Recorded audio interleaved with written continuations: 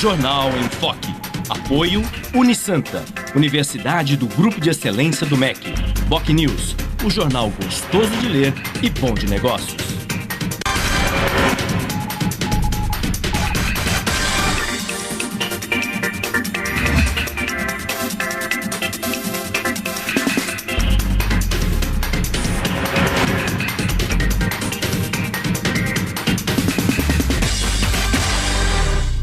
Olá, bom dia. Começa agora pela Santa Cecília TV, ao vivo, uma nova edição do Jornal em Foque.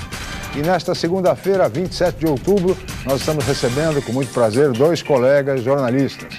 O professor doutor da Faculdade de Artes e Comunicação da Unisanta, Fernando de Maria, e o professor Humberto Chalub, que é o diretor da Faculdade de Artes e Comunicação da Universidade Santa Cecília, ambos diretores do semanário BocNews. E agora nós vamos conhecer as manchetes de hoje e também de jornais e sites com a colega jornalista Cris Chalub. Bom dia, Cris. Bom dia, Chico. Bom dia a todos. Na Folha de São Paulo de hoje, Dilma é reeleita na disputa mais apertada da história. O estado de São Paulo, reeleita com 51,6%, Dilma propõe plebiscito para a reforma política. A Tribuna, reeleita Dilma prega a união. BocNews, Dilma Rousseff é reeleita presidente do Brasil, com 51,6% em disputa histórica. Santa Portal, com disputa acirrada, veja os números do segundo turno para presidente. G1 Santos e região, Dilma Rousseff é reeleita e PT ficará 16 anos no governo. UOL, cumpri minha missão, afirma Aécio Neves em discurso após derrota. E na revista Veja, Petrolão, eles sabiam de tudo. Chico? Obrigado, Cris. Muito bem. Como você viu, Dilma Rousseff foi reeleita presidente do Brasil com 51% dos votos válidos. Venceu uma disputa apertadíssima por 3 pontos percentuais. Cerca de 3 milhões de votos separaram Aécio Neves de Dilma Rousseff. Aécio, por sua vez, teve um belo desempenho e se credencia como o principal líder de oposição no Brasil. E tudo indica será um dos fortes candidatos à presidência da República em 2018, na sucessão de Dilma Rousseff. Aqui na nossa região metropolitana da Baixada Santista, o candidato do PSDB foi amplamente vitorioso. Venceu em todas as cidades, à exceção de Cubatão, onde Dilma Rousseff venceu a disputa. Aqui em Santos, particularmente, Aécio Neves conseguiu uma diferença de quase 100 mil votos em relação a Dilma Rousseff. No programa de hoje, nós vamos analisar todos esses números, as expectativas e as perspectivas do Brasil no novo governo Dilma Rousseff, com os nossos convidados, que são jornalistas e especialistas nessa matéria política. Mas tudo isso vocês acompanham daqui a pouco, assim que a Cris informar a previsão do tempo e o movimento de balsas e estradas para hoje. Cris. A previsão para hoje é de sol com muitas nuvens. As temperaturas variam entre 18 e 25 graus. Estradas. O sistema Anchieta Imigrantes está em operação 5x3. A pista sul da Anchieta está bloqueada no trecho da Serra. Já as rodovias Cônego Domênico Rangoni e Padre Manuel da Nóbrega têm tráfego normal em ambos os sentidos. Balsas. A travessia Santos-Guarujá tem 8 balsas em operação. A demora é de 10 minutos. Já Guarujá-Bertioga opera com uma embarcação e a espera é de 20 minutos. Participe do Jornal em Foque. Envie sua pergunta pelo Twitter, Facebook ou e-mail je@enfoquecom.com.br. A reapresentação desta edição pode ser assistida às 17 horas ou então em nosso canal do YouTube a qualquer momento. Chico? Obrigado, Cris. Vamos agora para um rápido intervalo e nós voltaremos em seguida para fazer a análise do resultado da eleição de ontem. Voltamos já.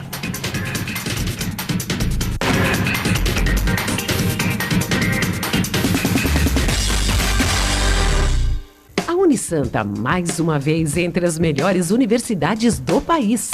16 cursos receberam a premiação do Guia do Estudante da Editora Abril. Os cursos de Administração, Ciências Biológicas, Biologia Marinha, Ciências Contábeis, Educação Física, Fisioterapia, Jornalismo e Pedagogia receberam 4 estrelas. Uma grande vitória pelo esforço de funcionários, alunos, professores e diretores. Mais 9 cursos receberam conceito de 3 estrelas, além dos demais cursos com excelentes avaliações do MEC. Confira a relação completa no site www.unisanta.br. Unisanta, seu passaporte para o mercado de trabalho. novo formato, o site bocnews.com está mais interativo, dinâmico, com conteúdo ampliado e canal próprio de TV na internet. São mais notícias com credibilidade para curtir e compartilhar, em qualquer hora e lugar, seja pelo computador, tablet ou celular. Inclua o bocnews.com na lista dos seus favoritos e tenha ao seu lado a informação indispensável para o dia a dia. Jornal BocNews e bocnews.com. Experiência e inovação para bem informar. Academia Unisanta. Bem-estar, saúde e qualidade de vida. Mais de 80 aparelhos de última geração. Profissionais qualificados para orientar as atividades de modo personalizado. Ambiente agradável com muito conforto para todas as idades. Musculação é na Unisanta. Academia Unisanta. Dê uma força para a sua saúde. Informações 3202-7126.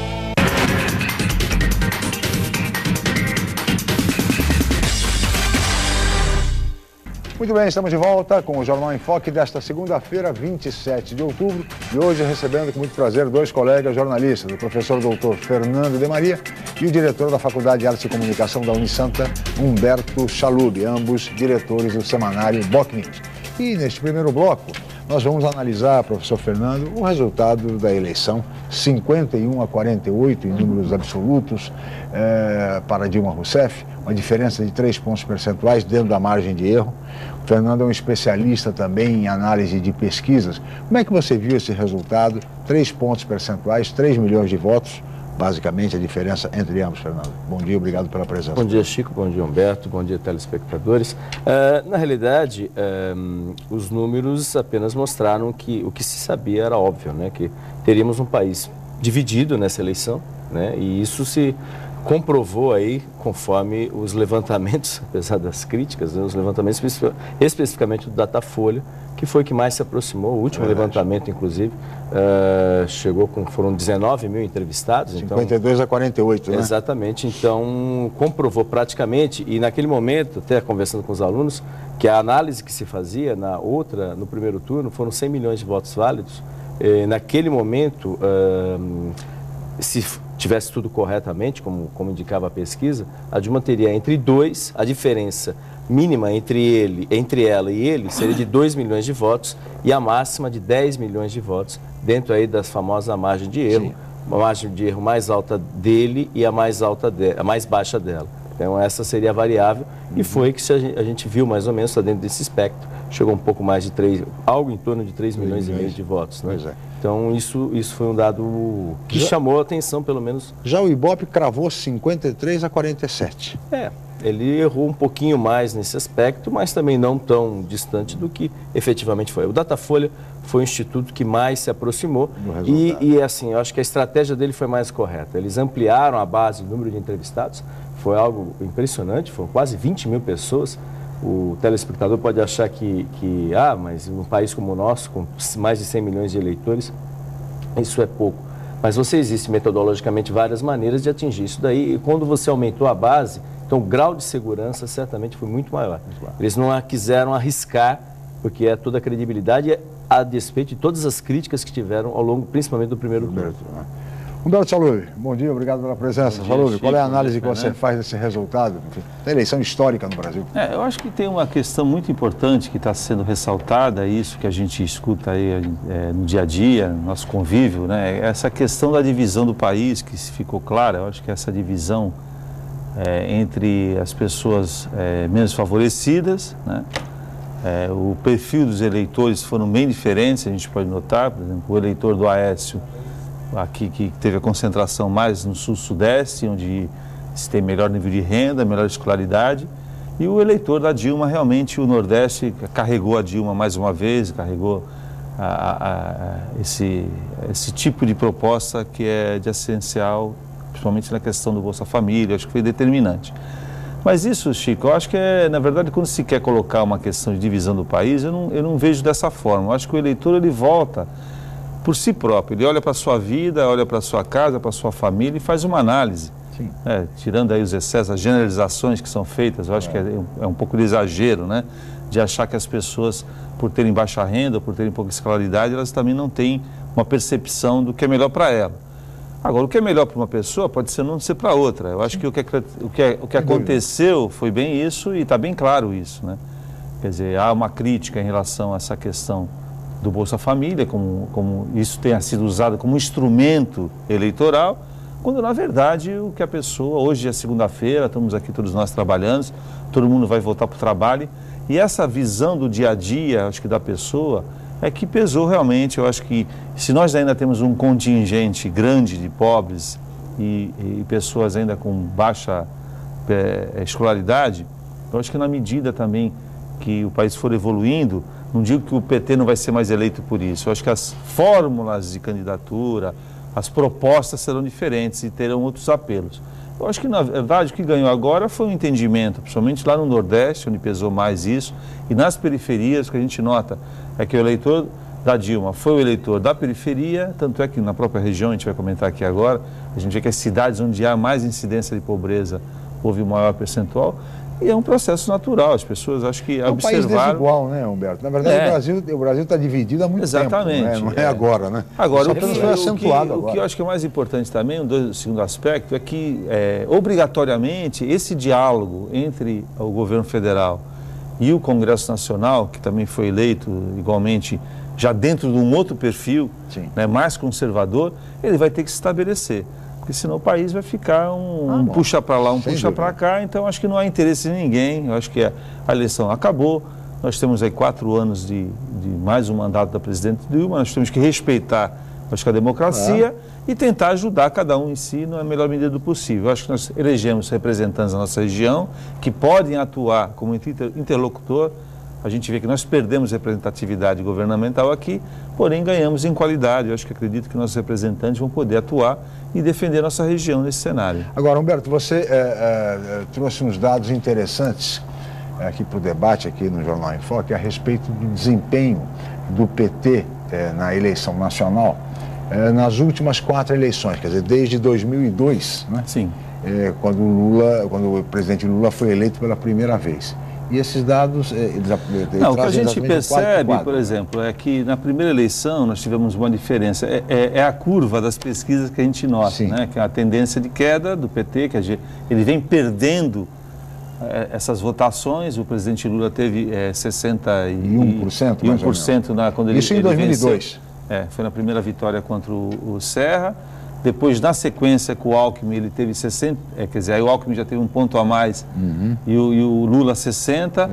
A Dilma já caiu na eleição 57, agora caiu para 51 e inversamente proporcional veio um crescimento aí da oposição, que no caso é o PSDB, que teve na oposição esse tempo todo. Sim. Quer dizer, a gente vê que as curvas estão... Quer dizer, que de 61 caiu para 51. Se essa tendência prevalecer, por exemplo, provavelmente, numa próxima eleição, aí vai ficar difícil. Em 2018, a oposição deve chegar ao poder. Estabeleça, mais ou menos aqui a tendência.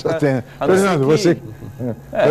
são tendências. A gente que é um especialista em pesquisa. Não, a gente não tem... Não, mas essa curva é uma tendência. É uma tendência. Se, por exemplo, no caso, o governo, especialmente o próprio Lula, né, ex-presidente Lula, diz que o PT precisa levar uma chacoalhada, né? E principalmente São Paulo, né? São Paulo foi o calcanhar de Aquiles do PT. Você tem uma ideia, cidades históricas, né, até onde nasceu o próprio partido, perdeu feio, né? O Aécio teve 56% dos votos e a Dilma teve 44% Isso em dos São votos. Bernardo? Em São Bernardo do Campo, né? Em São Bernardo do Campo. São Paulo também, capital, né? Administrada pelo PT, 64% e a Dilma 36%. Só com alguns exemplos. Sim. Santo André, 63% para o Aécio, 37% para a Dilma. Só como exemplos, né, onde são cidades históricas, especialmente São Bernardo, onde nasceu. É o berço do PT, né? Então, se, por exemplo, a Dilma ganhou em Minas, né, o Aécio ganhou em São Bernardo, que é o berço do PT, né? Então, também, nesse aspecto... Essas coisas, mas a questão de Minas é uma questão que todo mundo tem colocado também, que aí fica alguma coisa, mas ele é de Minas. Mas eu acho que o Minas, na verdade, é um extrato brasileiro. Quer dizer, existem... As grandes diferenças sociais também estão em Minas. Nós temos umas regiões mais pobres do país em Minas. Então, quer dizer, eu acho que essa visão meia particular que faz é um pouco incorreta. E depois, né, Humberto, nunca se discutiu tanto Minas Gerais como nessa campanha. Não sei se pelo fato dos dois candidatos serem mineiros de nascimento, porque a Dilma também, embora tenha vivido boa parte da sua existência no Rio Grande do Sul, aliás, o domicílio eleitoral dela é em Porto Alegre, mas o fato é que nasceu em Belo Horizonte, assim como Aécio.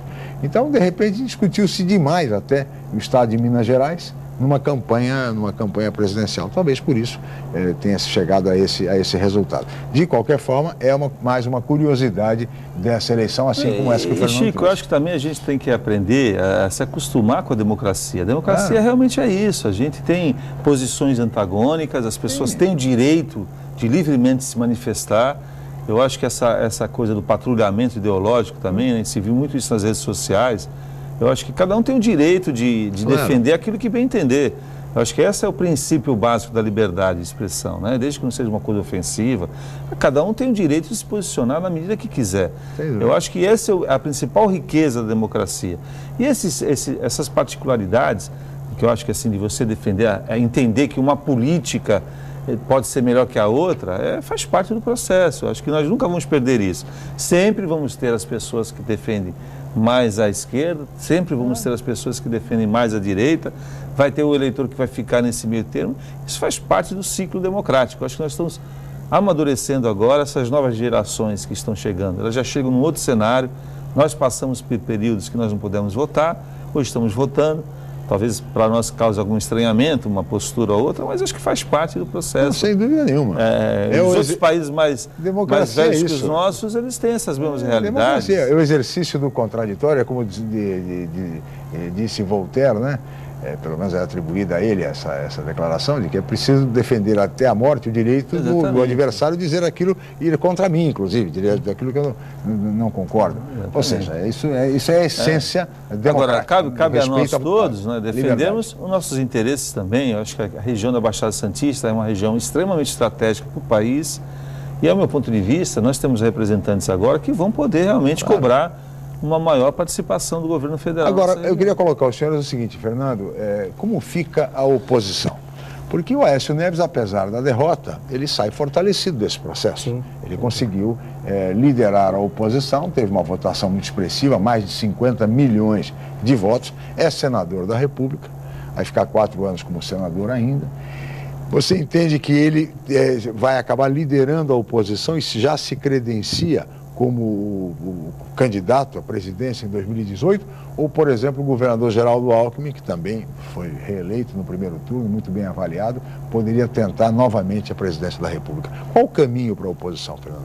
Acho que pela votação expressiva que o Aécio teve, obviamente ele se torna aí um candidato natural para 2018. A questão é saber como é que funcionam as regras e as peças do xadrez do cenário futuro, né? Então, hoje esse cenário, né? Agora, que nem bem você falou, o próprio governador Geraldo Alckmin também, e assim, a votação que o Aécio teve em São Paulo, uma votação expressiva, né? Ele não pode alegar também que houve corpo mole. Não, ao contrário, houve um trabalho bem interessante, é claro, por outras circunstâncias, não necessariamente em razão do próprio governador, mas enfim. E o cenário é esse, tem outros nomes também. Agora, obviamente, como é que vai ficar a Marina Silva nesse cenário? Né? Outras lideranças que, porventura, quem será, obviamente, o sucessor de Dilma Rousseff? Será Lula? Será Lula? Pois é. Lula é um outro cenário, ou não. Né? Então, ainda é muito cedo para a gente falar sobre isso. Tem uma eleição no meio aí, a gente não pode esquecer, de 2016, né?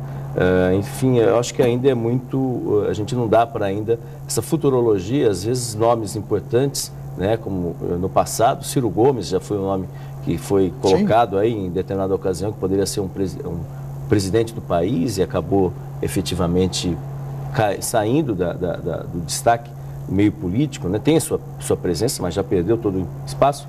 Enfim, esse cenário ainda é muito cedo ainda, vai né? ser analisado. Obviamente o PSDB vai ter a sua posição, obviamente, contrária. Tem que ver como vai funcionar o PSB, né? Ou a rede nesse aspecto. Provavelmente aliás, a rede. Eu creio que vai ser um grande teste para o PSDB, porque o PSDB nunca fez uma oposição uma votação como essa. Né? Saiu tão fortalecido de uma eleição. Exatamente. O PSDB sempre tem um perfil mais moderado, né? Então agora ele vai ter que cumprir esse papel, senão também ele vai perder o sentido, porque ele vai estar completamente isolado, né?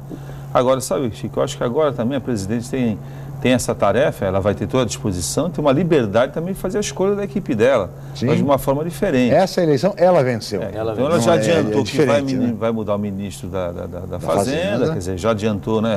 Provavelmente o gabinete também civil deve ser alterado, claro. E principalmente a presidente da Petrobras, né? Que eu acho que aí, agora com esse escândalo que deve se vir à tona com mais clareza, até porque a gente sabe que o período eleitoral, né, represou um pouco essa discussão aí da questão da Petrobras, mas eu acho que é uma postura que ela vai ter que indicar agora, até para ela se sustentar no governo.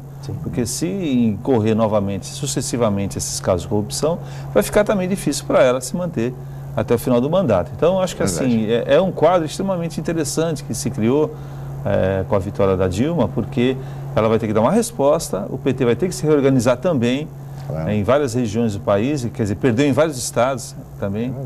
Então, eu acho que assim, é um momento interessante, porque de renovação, de certa forma, vai ser um período que vai ser reservado para a renovação de lideranças. Sem dúvida nenhuma, do ponto de vista político, um período riquíssimo esse que nós teremos daqui por diante. Aliás, no próximo bloco nós vamos começar falando a respeito de reforma política, porque a presidente ontem no discurso de agradecimento, enfim, no discurso após a eleição, ela já falou em reforma política, mas falou em plebiscito, Roberto.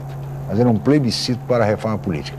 Os nossos comentaristas vão avaliar, vão analisar essa posição da presidente Dilma no próximo bloco. Nós vamos para um rápido intervalo, voltaremos em seguida no Jornal em Foque.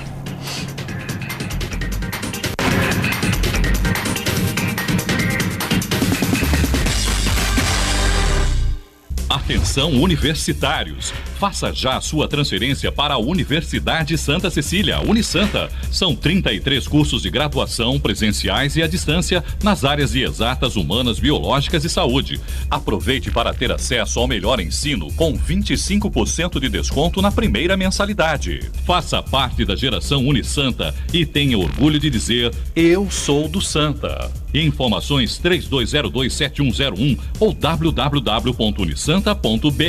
Um novo formato, o site bocnews.com está mais interativo, dinâmico, com conteúdo ampliado e canal próprio de TV na internet. São mais notícias com credibilidade para curtir e compartilhar, em qualquer hora e lugar, seja pelo computador, tablet ou celular. Inclua o bocnews.com na lista dos seus favoritos e tenha ao seu lado a informação indispensável para o dia a dia. Jornal Bocnews e bocnews.com.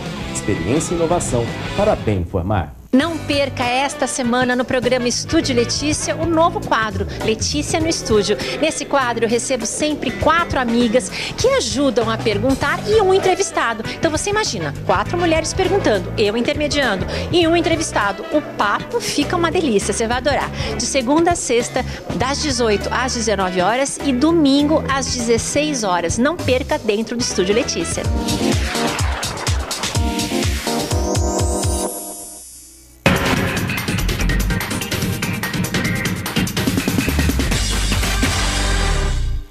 Muito bem, estamos de volta com o Jornal em Foque desta segunda-feira. Nós estamos ao vivo, dia 27 de outubro, e após a eleição que reelegeu Dilma Rousseff presidente da República. E antes da pergunta que nós temos de um telespectador, que é a Cris já vai ler, vamos falar também de reforma política, viu, Fernando, neste bloco. Mas antes, Cris, por favor. Nós temos uma pergunta do Uriel Vilas Boas. Ele diz o seguinte: a composição política que elegeu Dilma não tem maioria no Congresso Nacional. Ele quer saber como ela deve proceder para evitar as pressões dos interesses corporativos. Fernando de Maria. Bem, a gente sabe como que é a história, né? Apesar de não ter a maioria, obviamente faz-se a maioria, obviamente, uma composição, né? Afinal, o momento agora é, que nem a própria presidente disse, né? De união, tudo, e obviamente os partidos não têm interesse, tirando, obviamente, o PSDB e o DEM, talvez, né? Obviamente, mas o PSB, tudo vai depender aí como é que vai ficar a situação, mas a grande maioria tende, obviamente, a ter um certo... até ontem uma matéria no Estado de São Paulo colocava isso, né? O Congresso espera, independente de quem seja quem fosse o candidato eleito, esperava de braços abertos, porque obviamente o Congresso tem interesse e de trabalhar. E é importante também, em consonância, sem esquecer o papel da oposição, que é fundamental, mas também para as mudanças acontecerem, há uma necessidade, obviamente, do Congresso estar aí alinhado nesse sentido e alguns aspectos, claro, com uma discussão ampla também, para não, senão... A gente sabe que a história, o problema é o tomar lá da cá, né? Isso que tem que ter um cuidado. Não garantir a governabilidade, hein, Olha, Chico, eu só espero que ela não crie mais novos ministérios. Pois é. Que para preencher, aumentou o número de partidos acomodar. no Congresso, hein?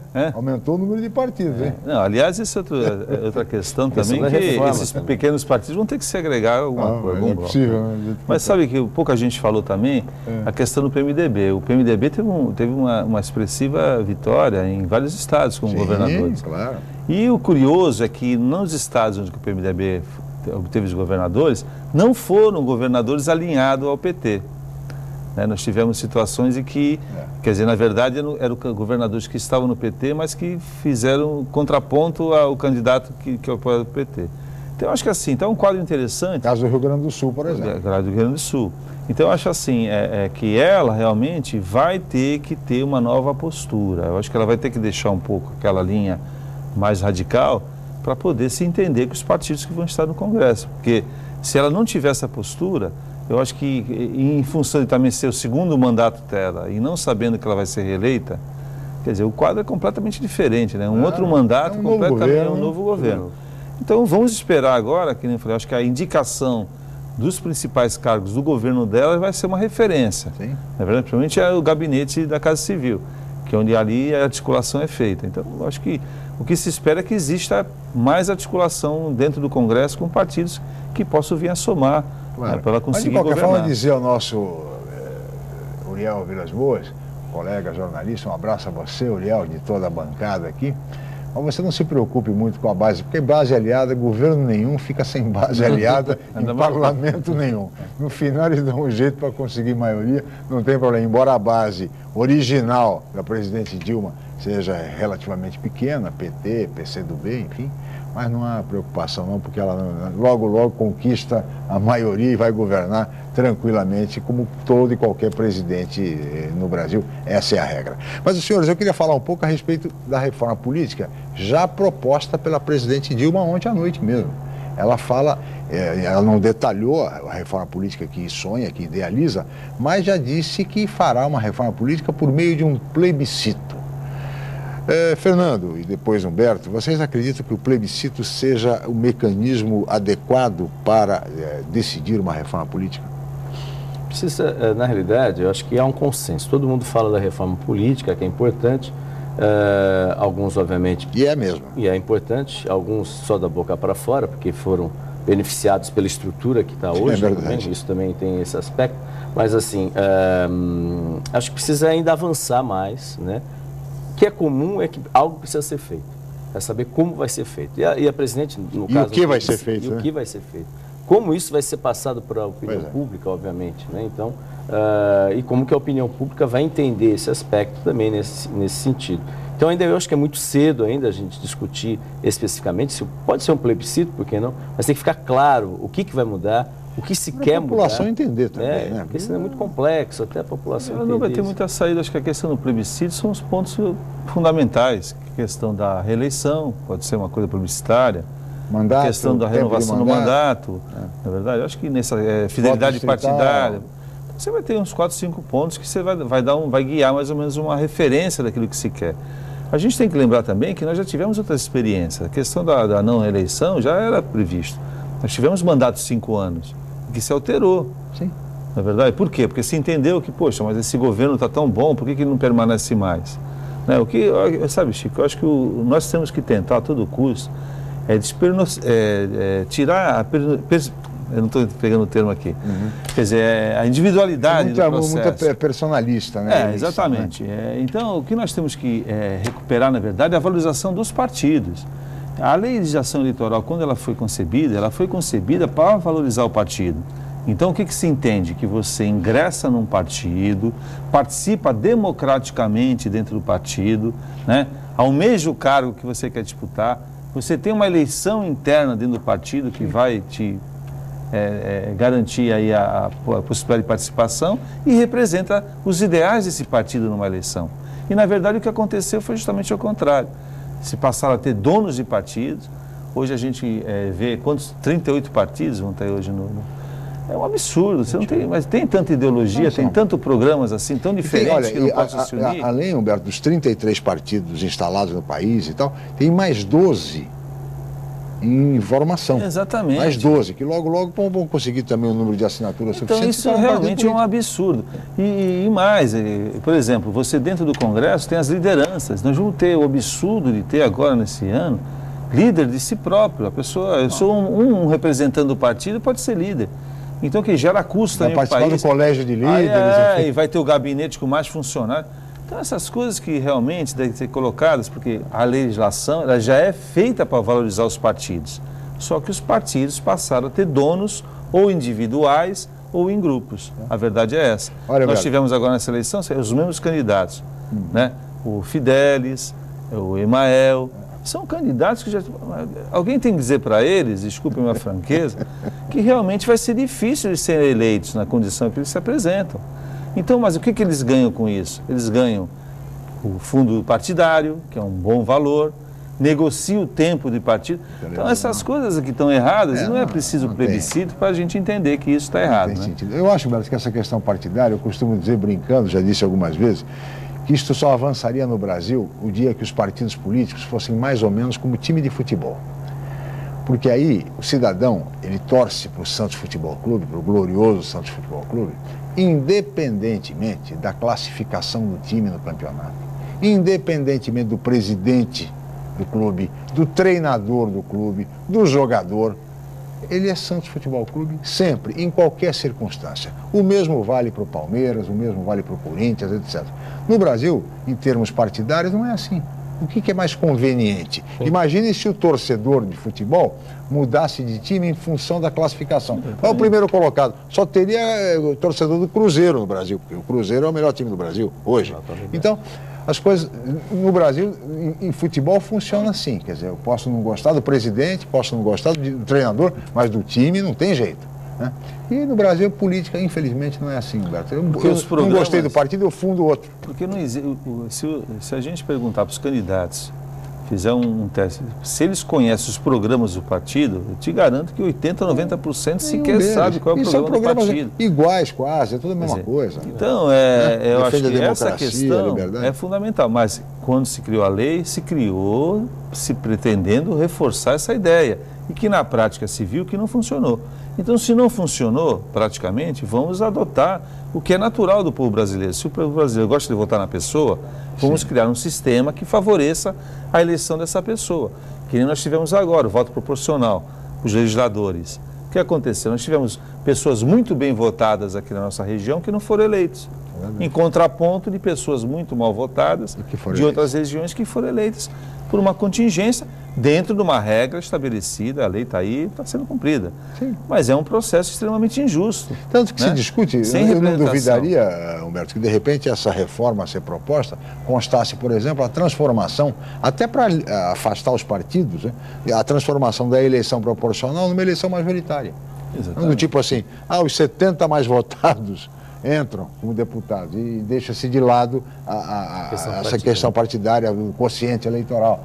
Porque as pessoas também não entendem isso que você disse. O cidadão comum fala, poxa, o meu candidato teve o dobro do voto do outro e o outro entrou e o meu não. Como é que pode? É difícil para o cidadão comum entender muitas vezes essa realidade. Questão da paridade do voto, né, Chico, é bom a gente coloque também, ela foi criada com o princípio de favorecer, às vezes, comunidades com menos expressão. Então, por exemplo, o Senado principalmente representa muito isso. Nós temos um número de senadores igual para cada estado. Porque representa a unidade da federação. Porém, um senador, por exemplo, de São Paulo, ele exige muito mais votação, porque ele representa muito mais gente. Então, acho que assim, no caso do Senado, você pode ter até essa representatividade para garantir que aquele estado não fique também excluído de todo o processo. Exatamente. Né? Agora, em se tratando de Congresso, da Câmara Federal, você poderia ser uma coisa diferente. Porque a Câmara, veja, do ponto de vista constitucional, Alberto, a Câmara Federal representa o cidadão. Então, todos nós somos representados pelos deputados federais. Exatamente. A unidade da federação, ou seja, os estados são representados no Senado da República. É por isso que cada estado tem 3 senadores. E outra coisa também, Chico, que tem que ser discutida é a questão dos custos disso para a sociedade. A democracia, ela custa realmente. Custa. Mas tem custos exagerados. Eu coloco sempre assim a questão, por exemplo, da Assembleia do Estado. Nós necessitaríamos ter uma Assembleia do Estado. As câmaras municipais não poderiam eleger seus próprios representantes, que na medida da necessidade de uma reunião de Assembleia Estadual, eles pudessem representar a sua cidade numa Assembleia. Você poderia ter modelos diferentes. Você precisa manter uma Assembleia de São Paulo, por exemplo, gastando R$1 bilhão. É R$1 bilhão por ano. Agora eu pergunto, qual é a finalidade disso? Não, para garantir, fiscalizar o governo. Mas será que isso realmente acontece? Então essas discussões, quando a gente começa a fazer, dá a impressão que a gente é contra a democracia, ou está falando... Não é, eu acho que é contra uma lógica racional de representatividade. Avançar, né? É importante avançar. Eu acho que tem coisas que não tem necessidade, então você mantém uma estrutura daquela para representar, que na prática não acontece isso, né? É verdade. Um outro tema que eu queria tocar com os senhores, antes de nós chamarmos o intervalo, enfim, e depois no último bloco nós vamos falar sobre a votação dos presidenciáveis aqui na nossa região, fazer essa análise. Mas antes disso, eu queria colocar ambos que são professores da área de comunicação, enfim, são jornalistas bastante tarimbados, enfim, que acompanham política há tanto tempo. Há uma proposta que anda pelos bastidores do poder, Fernando, e vez por outra volta à tona, que é a questão do controle social da mídia. Isso é muito discutido, o ex-ministro Franklin Martins defendia essa tese. Enfim, não há risco de uma proposta como essa resvalar, ou na verdade se tornar na prática uma censura à imprensa, Fernando? Sim, risco sempre existe, né? Precisa ver, quando você fala controle social, né, obviamente, já a própria palavra em si, controlar o quê? Agora, aqui no conselhos populares que orientariam... Orientaria como funcionar isso, né? Como funcionar isso, né? Então, você tem... Até que ponto isso não vai resvalar, obviamente, uma censura prévia nesse sentido, né? Acho que as empresas, elas estão aí, especialmente...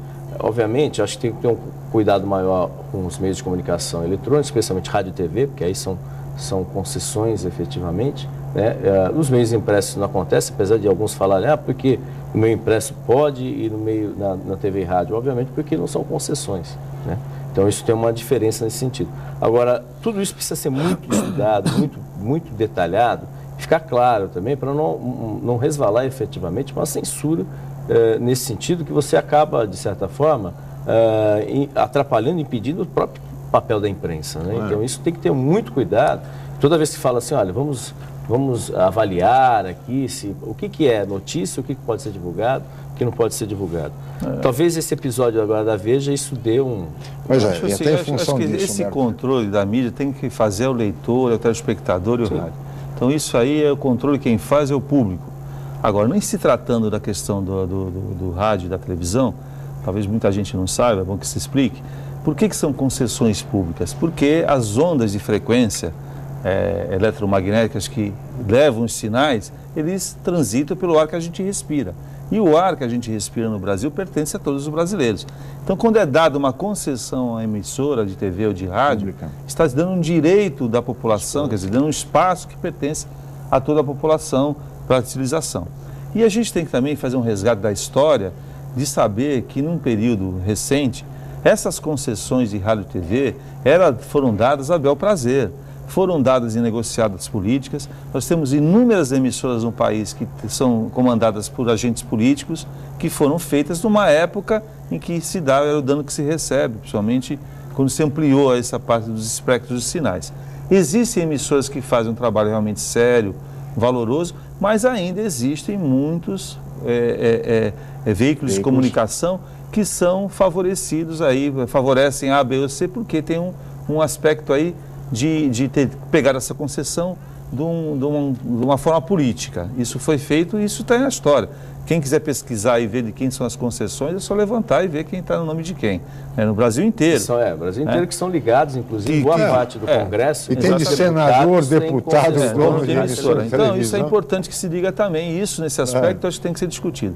Outro aspecto fundamental que eu acho também, que é dever de todo governo, seja ele municipal, estadual, utilizar recursos públicos para a comunicação pública. Aí a comunicação pública de informação, de prestação de serviço, de educação, de orientação à cidadania. Saúde. Esses recursos, eles são do povo brasileiro, são nossos cidadãos que contribuímos. Eles também são distribuídos. Então tem que se discutir também as políticas de distribuição, primeiro, qual o uso que se faz desse recurso? É realmente para a educação? É realmente para a orientação do cidadão? É para garantir a transparência dos atos públicos? Sim. É uma coisa. É para apologia? É outra coisa. Por que se favorece o veículo A, não se favorece o veículo B? É outra coisa também. Porque existem também várias situações que a gente tem que colocar também, é claro. E o telespectador precisa entender isso também, que às vezes se criam também veículos da noite para o dia, dependendo do governo que está, claro, para se favorecer A ou B e C. Então essa discussão, apesar de ser uma coisa que em princípio realmente é perigoso, porque a gente tem exemplos aí dos países, que nem Venezuela, que nem agora aconteceu também na Argentina, com a quebra, que eu acho assim, em se tratando da manifestação de liberdade de expressão, acho que tem que ser garantida a todos. Agora, no controle fiscal, regulamentando realmente para ver quais as emissoras que mantêm realmente uma política de comunicação correta, isso deve ser feito realmente. Porque nós conhecemos vários veículos aí que são mantidos aí. São coisas distintas, porque na verdade o que se propõe é um controle social da mídia, com conselhos populares, grupos nomeados, de organizações não governamentais, de certa forma orientando e dirigindo esse tipo de política social, a política de comunicação pública, e isso é perigoso de se realmente começar a assustar um editorial aqui, um comentário ali, suspender um programa aqui, acolá, isso realmente é perigoso. Mas Chico, isso já de certa forma tem sido feito através da justiça, né? Não, é evidente, o caminho tem que continuar sendo da justiça. Existem pequenos veículos que sofrem com isso também, né? Que eles têm dificuldade. A justiça está aí para isso, exatamente para combater, condenar, punir os excessos, sejam eles quais forem. Bom, eu peço a licença dos senhores e no próximo bloco nós vamos falar sobre o resultado da eleição de ontem aqui na nossa região metropolitana da Baixada Santista. Voltamos já.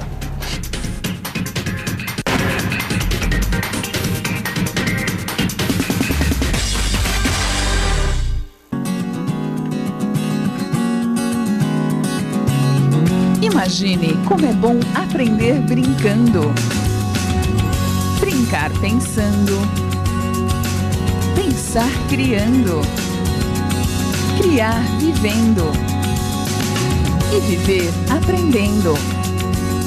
Colégio Santa Cecília, há mais de meio século, formando e educando gerações. Em novo formato, o site bocnews.com está mais interativo, dinâmico, com conteúdo ampliado e canal próprio de TV na internet. São mais notícias com credibilidade para curtir e compartilhar, em qualquer hora e lugar, seja pelo computador, tablet ou celular. Inclua o bocnews.com na lista dos seus favoritos e tenha ao seu lado a informação indispensável para o dia a dia. Jornal Bocnews e bocnews.com. Experiência e inovação para bem informar. Agora você pode ouvir a Santa Cecília FM onde você estiver. Baixe o aplicativo e nós vamos junto com você no tablet e no celular. Suas melhores lembranças com o que há de mais moderno em tecnologia digital. 107,7, um som perfeito. No aplicativo você ainda participa das promoções, envia suas sugestões de música e acessa o Facebook da rádio. Aplicativo Santa Cecília FM Mobile na versão Android e iPhone. Uma parceria com a Virtuis Media. Baixe o aplicativo no Google Play ou na Apple Store e vem com a gente.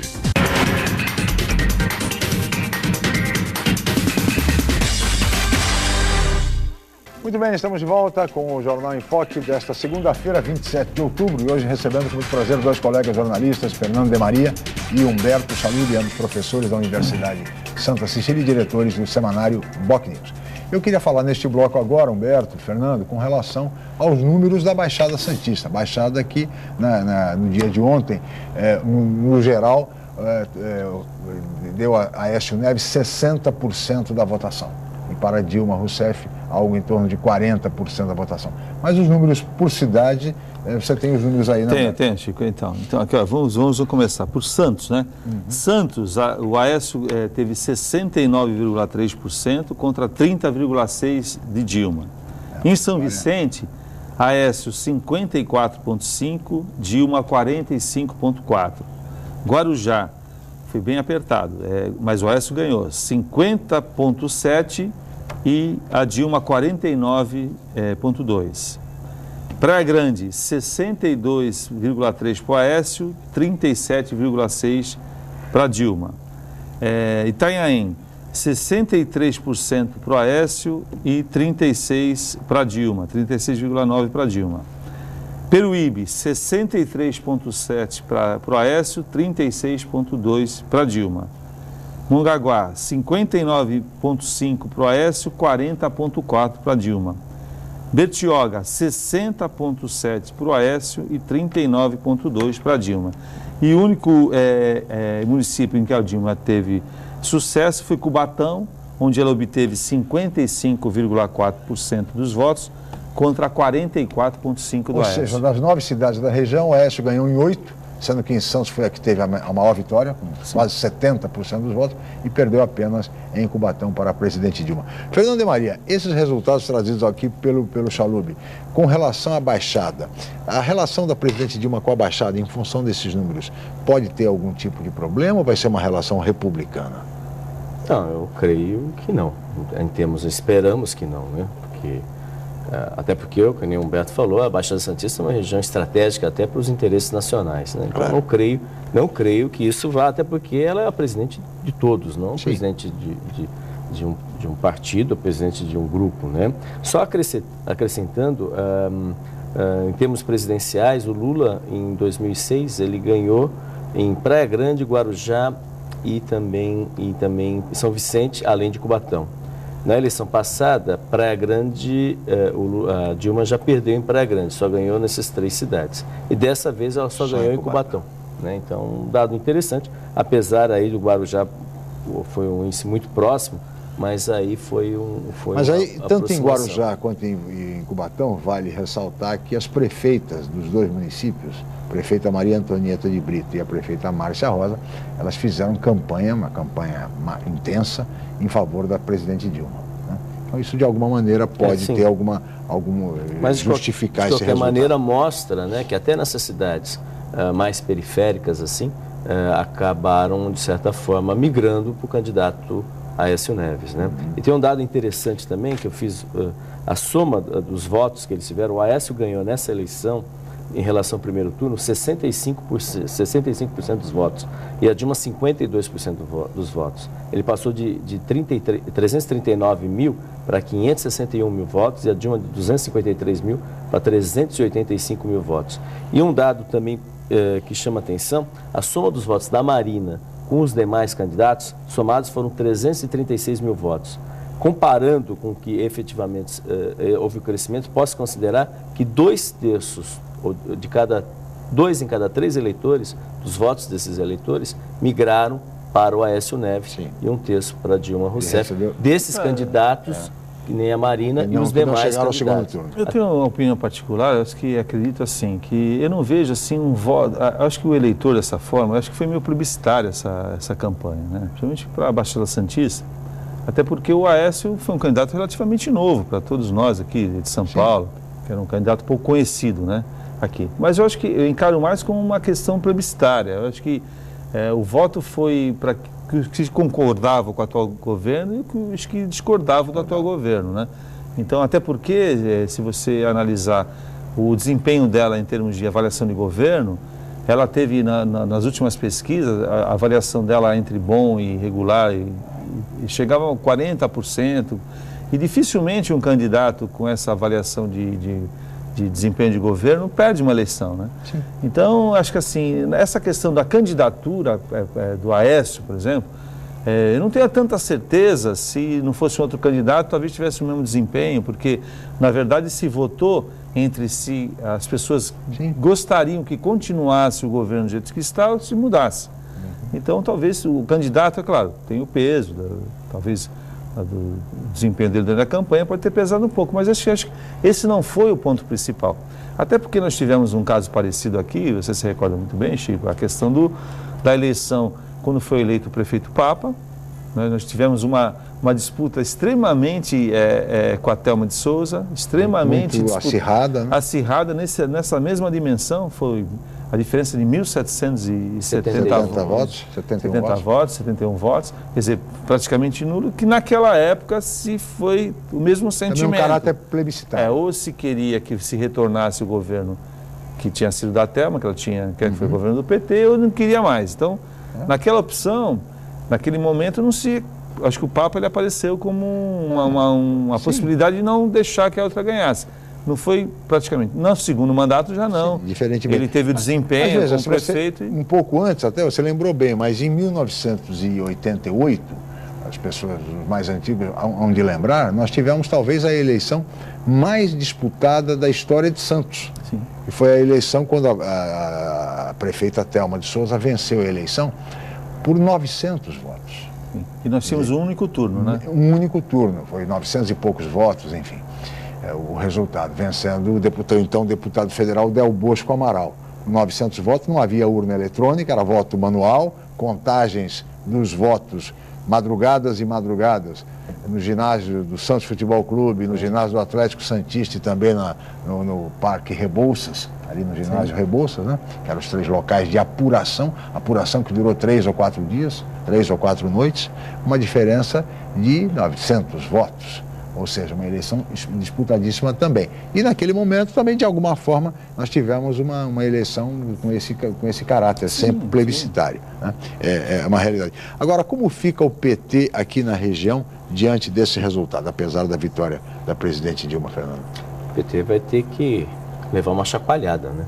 A verdade é essa, né? O PT perdeu, pela primeira vez depois de mais de 20 anos, não tem nenhum representante do Partido dos Trabalhadores, seja na Assembleia Legislativa, seja na Câmara Federal, né? Então isso é uma perda significativa, né? Então a gente tem que pensar aí que em 2016 serão as eleições, especificamente para prefeituras municipais e também a Câmara Municipal, né? A única prefeitura que o PT governa, a candidata não pode se reeleger novamente, que vai acabar o mandato dela. Enfim, o cenário é de absoluta reflexão e reconstrução, porque mostra aqui que o cenário não pelos números apresentados, o cenário não é atraente por causa do Partido dos Trabalhadores. Então, é um cenário complicado que eles precisam, e a questão vai dar tempo, né? Vai dar tempo para tudo isso? Para terminar, Humberto, impõe-se uma renovação ao PT?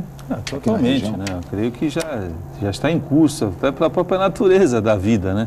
Eu acho que todos nós temos um tempo de vivência, de profissional, tempo de vivência de mandato. Eu acho que isso vai ser um processo natural, que vai acontecer. As novas lideranças que a gente está verificando já tem um outro perfil, já vem de uma outra base, né? Mais negociais, né? Nós temos aí agora o ministro Guiora, né? Professor aqui até da casa. Nosso ministro. Aliás, é até cotado para ser candidato a prefeito de Santos, né? Ministro Arthur Guiora. Né? Então, acho que essa reorganização vem por aí.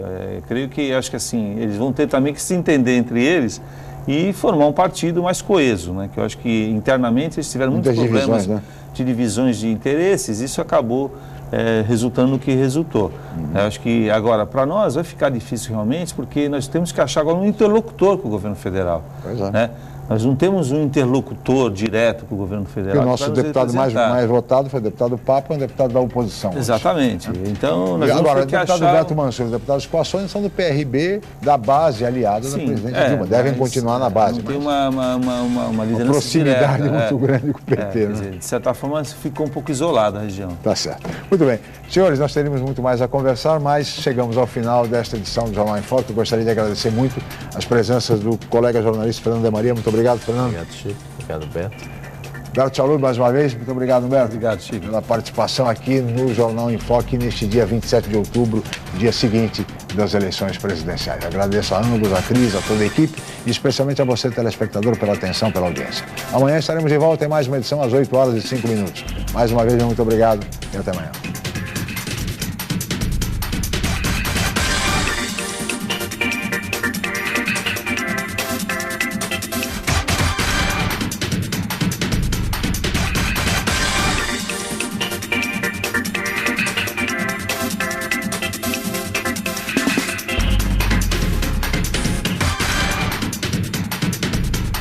Jornal em Foque. Apoio Unisanta, Universidade do Grupo de Excelência do MEC. BocNews, o jornal gostoso de ler e bom de negócios.